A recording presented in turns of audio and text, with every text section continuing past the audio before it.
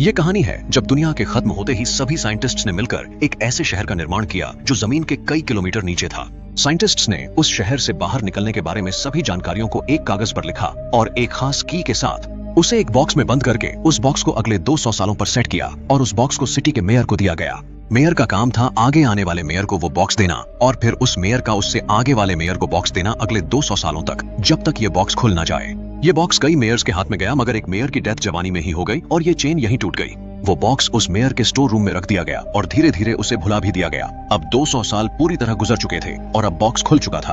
अब हम एक डून नाम के लड़के को देखते हैं जिसके लिए आज का दिन बेहद खास होने वाला था, क्योंकि आज उसकी पढ़ाई पूरी होने के बाद उसे इस शहर में कोई काम दिया जाना था। तभी एकदम से उस पूरे शहर की लाइट चली जाती है और हर तरफ अंधेरा छा जाता है। सभी इसे ब्लैकआउट कहा करते थे और ये दिन ब दिन लंबी होती जा रही थी। डून एक बेहद इंटेलिजेंट लड़का था और वो चाहता था कि उसे उस जनरेटर में काम मिले जो पूरे शहर को बिजली दे रहा है। उस जनरेटर में खराबी आ चुकी थी और बीच बीच में पूरा शहर अंधेरे का शिकार हो जाया करता था। अब वो वक्त आता है जब सभी को उनके काम दिए जाने थे। सभी वक्त पर पहुंच चुके थे, केवल एक लड़की लीना को छोड़कर। लीना इस एम्बर नाम के शहर की गलियों में भागती हुई किसी तरह वहां पहुंच जाती है। अब बच्चों में उनकी जॉब्स बांटी जानी शुरू होती हैं और एक एक करके बच्चों को एक बैग में से चिट्स निकालने को कहा जाता है जिनमें उनकी जॉब्स लिखी होती हैं। अब लीना की बारी आती है और उसकी चिट में पाइप वर्कर की जॉब लिखी होती है। लीना को ये जॉब बिल्कुल भी पसंद नहीं आती, वो इस जॉब से बिल्कुल खुश नहीं होती। आप बारी डून की आती है मगर डून को भी उसकी पसंद की जॉब नहीं मिलती। डून को एक मैसेंजर की जॉब मिलती है। आप सबके चले जाने के बाद डून लीना को रोककर उससे कहता है कि डून पाइप वर्क्स की जॉब लेना चाहता है। वो अपना वक्त लोगों की बातें इधर उधर करते हुआ नहीं बिताना चाहता और लीना के साथ अपनी जॉब एक्सचेंज करना चाहता है। लीना इसके लिए तुरंत ही तैयार हो जाती है और उसे शुक्रिया कहती हुई वहां से चली जाती है। लीना मैसेंजर की जॉब से बेहद खुश होती है और अपनी आंट को सबसे पहले जाकर इस बारे में बताती है। उसकी आंट को यह सुनकर बेहद अच्छा लगता है। अब हम डून को देखते हैं जो अपने पिता के साथ अपने घर पे होता है। डून के पिता उसे एक अजीब से मशीन देते हैं और कहते हैं कि उसे जल्द ही समझ आ जाएगा ये मशीन किस काम आती है। डून के पिता उससे कहते हैं कि आज से उसे हर चीज को एक खास नजर से देखना चाहिए और उन चीजों को नोटिस करना चाहिए जिस पे कोई भी ध्यान नहीं देता।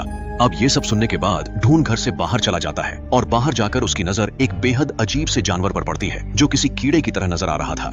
उसके पंख खराब हो चुके थे। डून उसके पंख को एक धागे की मदद से ठीक कर देता है और वो कीड़ा उड़कर वहां से चला जाता है, मगर डून नहीं जानता था आखिर इस अंडरग्राउंड सिटी के बाहर क्या है और वो कीड़ा आखिर कहां से आया है। अब हम लीना को देखते हैं जो फिलहाल अपनी छोटी बहन पूपी को सुलाने के लिए एक रिकॉर्डेड टेप चला रही थी जिसमें कुछ पुराने मैसेजेस रिकॉर्डेड थे। पूपी को सोते वक्त वो मैसेजेस सुनना बेहद पसंद था। लीना की भी एक ख्वाहिश थी, वो जिंदगी में कम से कम एक बार देखना चाहती थी कि उस अंडरग्राउंड सिटी के बाहर की दुनिया कैसी है। अब अगली सुबह लीना अपनी जॉब के पहले दिन के लिए बेहद एक्साइटेड होती है और वक्त से बहुत पहले ही पहुंच जाती है। वहीं दूसरी तरफ डून पाइपलाइंस के बीच पहुंचता है अपने काम को अच्छे से समझने के लिए, जहां पहले से कुछ और भी लोग काम कर रहे थे। अब लीना को उसकी यूनिफॉर्म दी जाती है और लीना अपनी जगह पर लोगों के मैसेजेस डिलीवर करने चली जाती है। अब डून पाइप वर्क्स में एक बूढ़े आदमी सोल से मिलता है जो उसे सारा काम समझाता है और एक लॉकर देता है जिसमें वो अपना सामान रख सकता था। साथ ही साथ सोल डून को एक लोहे की टोपी देता है और उसमें खुरचकर अपना नाम लिखने को कहता है ताकि अगर उसे कुछ भी हो जाए तो पता चल सके, क्योंकि पिछली बार जिसने इस टोपी को पहना था उसकी पानी में डूबने के कारण मौत हो गई थी। अब डून सोल से कहने की कोशिश करता है कि वो जनरेटर के अंदर की खराबियों को ठीक कर सकता है अगर उसे एक मौका दिया जाए तो, मगर सोल तब तक सो चुका था। अब हम लीना को देखते हैं जो बेहद खुशी खुशी अपना काम कर रही थी, लेकिन तभी उसे एक चीख सुनाई दी। उसने खिड़की से बाहर देखा तो एक आदमी नजर आया जो इस सिटी से बाहर का रास्ता ढूंढना चाहता था मगर किसी चीज से डरकर वापस भाग आया था। अब हम देखते हैं पाइपलाइंस में काम करते करते डून सोल की पॉकेट से एक मैप चुरा लेता है जिसमें पूरे पाइपलाइंस नेटवर्क की जानकारी होती है। अब डून उस मैप के सहारे पाइपलाइन नेटवर्क्स एक्सप्लोर करने का फैसला करता है, मगर वो एक कमरे में पहुंच जाता है जहां बहुत सारा खाना रखा हुआ होता है। तभी वहां एक आदमी आता है और डून को धक्के मारकर वहां से निकाल देता है। उसी वक्त एक और ब्लैकआउट होता है और सिटी की सारी लाइट्स ऑन ऑफ हो जाती हैं, मगर ये ब्लैकआउट हर बार से थोड़ा ज्यादा लंबा था। लीना वो बात डून को बताती है कि उसने एक आदमी को देखा जो सिटी से बाहर जाने की कोशिश कर रहा था और उस आदमी ने पानी का भी जिक्र किया था जो इस सिटी में बेहद रेयर है। तभी लाइट वापस आ जाती है और एक अनाउंसमेंट होती है, सभी पाइप वर्कर्स को बुलाया जाता है। जाते जाते लीना डून को एक सिंग देती है जो शायद किसी बीटल का था और लीना को कहीं पड़ा मिला था। आप वहां से लीना सीधे अपने घर अपनी दादी को देखने जाती है कि वो ठीक है या नहीं। वहीं दूसरी तरफ डून को जनरेटर वाले एरिया में बुलाया जाता है जहां वो देखता है कि पूरे सिटी को पावर दे रहे जनरेटर में अब आग लग चुकी है और सिचुएशन बेहद खराब हो चुकी है। लीना की दादी लीना से किसी खास चीज का जिक्र करने की कोशिश कर रही होती है, मगर खराब दिमागी हालत के कारण वो सही से लीना को समझा नहीं पाती कि आखिर वो किस चीज के बारे में कहना चाहती है। लीना अपनी बहन पूपी को देखती है जो स्टोर रूम में एक लोहे के बक्से में से कुछ कागज निकालकर खा रही होती है। लीना पूपी और उस बक्से को बाहर लेकर आती है। तभी लीना की दादी लीना से कहती है कि यही वो खास चीज है जिसके बारे में वो लीना से बताना चाहती थी। मगर जब लीना दादी से पूछती है कि आखिर इस बक्से में ऐसा क्या है जो वो बताना चाहती थी, तो उसकी दादी कहती है कि उसे कुछ भी याद नहीं, उसे बस इतना याद है कि इस बक्से में कुछ बेहद खास है। अब लीना उस बक्से को अपने पास रख लेती है और वहां से चली जाती है। पाइपलाइंस में सभी बेहद टेंशन में होते हैं क्योंकि जनरेटर अब दिन पे दिन बेहद खराब होता जा रहा था और उस पर अब ज्यादा दिन डिपेंड नहीं रहा जा सकता था। अब लीना अपना काम कर रही थी, तभी वही आदमी जिसने ढूंढ को धक्के मारकर बाहर निकाला था वो लीना से आकर उसका एक मैसेज मेयर तक पहुंचाने को कहता है।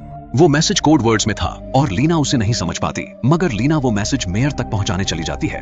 हॉल में घुसते ही लीना आज तक उस शहर में बने सभी मेयर्स की पोर्ट्रेट देखती है, जिसमें से 7वां मेयर लीना के खानदान से था।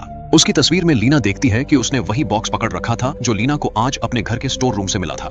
अब लीना जाकर वो मैसेज मेयर को सुना देती है, मगर क्यूरियोसिटी में आकर लीना मेयर से पूछती है कि उन तस्वीरों में वो बॉक्स आखिर क्या है, मगर मेयर उसे बिना जवाब दिए वहां से जाने को कहता है। वही डून अपने घर जाकर अपने पिता से उस बीटल की सिंग को दिखाता है, मगर उसका पिता उससे कहता है कि उसे इन सब चीजों के बारे में ज्यादा नहीं सोचना चाहिए। वहीं घर लौटकर लीना उस बॉक्स में रखे कागज को निकाल कर देखती है, मगर पूपी ने उस कागज को पूरी तरह फाड़ दिया होता है। लीना को उस बॉक्स में से एक शीशे का टुकड़ा भी मिलता है, जिसे लेकर पूपी एक औरत के पास जाती है और वो औरत भी उस टुकड़े को नहीं पहचान पाती।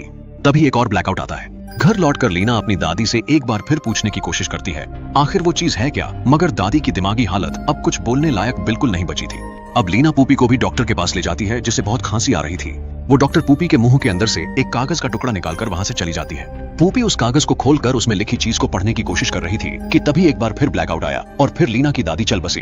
अब लीना और उसकी बहन पूपी अपनी आंट के घर उनके साथ रहने आ गई। अब लीना किसी भी हालत में उस बॉक्स के पीछे का राज जानना चाहती थी। लीना उन कागजों को एक साथ जोड़ती है और उसे लेकर ढूंढ के पास जाती है। इस कागज को देखकर ढूंढ को एक किताब की याद आती है जो कई साल पहले इस शहर को बनाने वालों ने लिखी थी, जिसका जिक्र उन सभी की हिस्ट्री में था।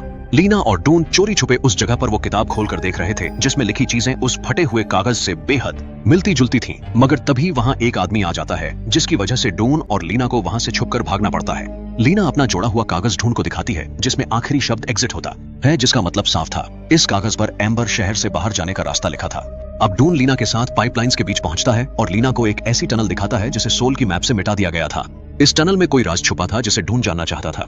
तभी अचानक उस टनल में दो लोग कोई सामान लेकर आते हैं, मगर किसी जानवर की आवाज सुनते ही तुरंत डरकर वहां से भाग जाते हैं। तभी लीना और ढूंढ सामने से एक बेहद बड़ा और खतरनाक चूहे की तरह दिखने वाला जानवर अपने सामने से गुजरता हुआ देखते हैं। उन्हें बिल्कुल भी समझ नहीं आता आखिर ये क्या चीज है। उन दो लोगों के गिराए हुए सामान में कुछ खाने की चीजें मौजूद थीं। जो कुछ भी हो रहा था वो उन दोनों की समझ से बिल्कुल बाहर था। तभी उस बड़े जानवर की नजर उन दोनों पर पड़ जाती है और वो जानवर उन दोनों का पीछा करना शुरू कर देता है। ढूंढ दूसरे रास्ते भागता है और लीना भागती हुई उसी स्टोर रूम पहुंच जाती है जहां ढूंढ पहले भी आ चुका था। अब भागने का रास्ता खत्म हो चुका था और लीना अब फंस चुकी थी। वो जानवर लीना के बेहद करीब आ चुका था, मगर तभी पीछे से ढूंढ आ जाता है जो उस जानवर का ध्यान भटकाकर उसे एक जगह में फंसा देता है। वो दोनों किसी तरह जान बचाकर वहां से भाग निकलते हैं। तभी लीना की नजर ढूंढ के हेलमेट पर पड़ती है, जिसमें उसके पिता का नाम भी लिखा था। ढूंढ उसे बताता है कि जिस इंसान ने ये हेलमेट उससे पहले पहना था वो डूबकर मर गया। अब आखिरकार इतने दिनों बाद लीना को अपने पिता की मौत का कारण पता चला था। उसकी माँ पहले ही गुजर चुकी थी और लीना अब अनाथ हो चुकी थी। लीना की एक आंट लीना को समझाती है और उसके बहुत रोने पर उसे एक मशीन दिखाती है जो पत्थर को काटकर आगे बढ़ाती थी। इस मशीन का इस्तेमाल करके एम्बर से बाहर जाया जा सकता था, मगर इस मशीन ने भी पहले मौतें देखी थीं। अब हम देखते हैं सिटी का मेयर ब्लैकआउट्स की प्रॉब्लम सॉल्व करने के लिए एक टीम बनाता है जिसका हिस्सा बहुत से लोग बनते हैं। लीना वहां से वापस लौट रही होती है कि तभी एक औरत का कुछ सामान गिर जाता है। इस सामान में बेहद ज्यादा कम मिलने वाले फल मौजूद थे जो कई दिनों से लोगों ने देखे तक नहीं थे।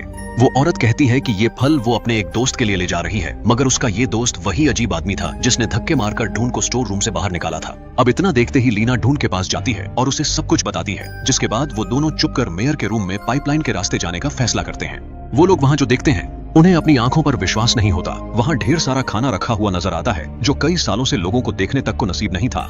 वहां मेयर खाते खाते अपनी कुर्सी पर सो चुका था। पूरा शहर परेशानियों से भरा था, मगर मेयर अपनी कुर्सी पर बैठा नायाब खाने खा रहा था।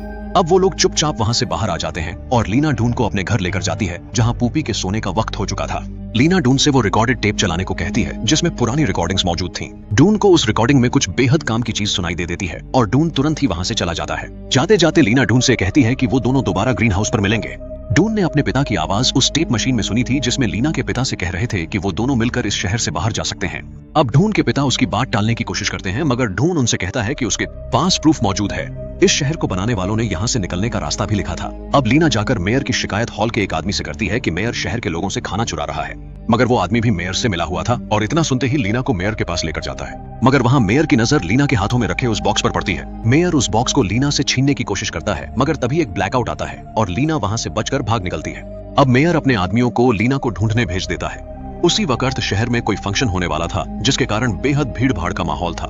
अब मेयर के आदमी लीना के दोस्त ढूंढ के घर भी पहुंच जाते हैं, मगर ढूंढ का पिता बेहद चालाकी के साथ उन लोगों का ध्यान भटकाता है और इतने में ढूंढ वहां से भाग निकलता है। अब वो लोग लीना के घर पर पहुंचते हैं जहां लीना की आंट और बहन मौजूद थीं, मगर लीना उन्हें वहां नहीं मिली। मगर लीना की आंट सभी चीजों से अनजान उन सभी को बता देती है कि लीना आज अपने फ्रेंड से ग्रीन हाउस पर मिलने वाली थी। अब मेयर के आदमी शहर भर में पोस्टर छापने शुरू कर देते हैं और डून और लीना को खोजने पर इनाम लगा दिया जाता है। डून और लीना किसी तरह छुपकर उनसे बच जाते हैं। अब लीना डून को वो मशीन दिखाती है जो उसे क्लैरी ने दिखाई थी, जिसका इस्तेमाल करके जमीन के नीचे रास्ता बनाकर चला जा सकता था। अब वो लोग उस बॉक्स को अपने साथ लेकर वहां से निकलने का फैसला करते हैं। शहर में फंक्शन शुरू हो चुका था। डून और लीना एक बेहद अजीब जगह पर पहुंचते हैं जहां किसी ने पहले से लाइट्स लगा रखी थी। अब लीना डून को एक शीशे का टुकड़ा देती है जो उस बॉक्स में मौजूद था। डून के पास भी उसके पिता का दिया हुआ एक वैसा ही शीशे का टुकड़ा मौजूद था। उन दोनों को जोड़ने पर एक चमकती हुई चीज बनती है। वो लोग वहां से निकलते इससे पहले लीना कहती है कि उसे पॉप्पी को अपने साथ लेकर चलना है। अब शहर में जाकर वो दोनों चुपके से पॉप्पी को अपने साथ लेकर वहां से भाग निकलते हैं और पाइपलाइंस के बीच पहुंचते हैं जहां जनरेटर हॉल में जाने का रास्ता मौजूद था। उन्हें जनरेटर हॉल में जाने की जरूरत थी, मगर उसका दरवाजा बिल्कुल भी नहीं खुल रहा था। अब पॉप्पी अपने पास रखा हुआ आधा फटा हुआ कागज निकालती है जो वहां के लॉकर की तरफ इशारा करता है। अब लॉकर को जाकर देखने पर उन्हें एक लीवर नजर आता है जिसे घुमाने पर एक बोट बाहर निकल कर आती है जो धीरे धीरे कर खुद आगे बढ़ती है और जनरेटर हॉल के अंदर चली जाती है। वहां एक पानी की नदी बहती हुई नजर आती है, मगर बोट थोड़ी आगे जाकर एक गियर से टकराकर टूट जाती है, जिसका मतलब था वो लोग अब भी इस पहेली को पूरी तरह नहीं सुलझा पाए।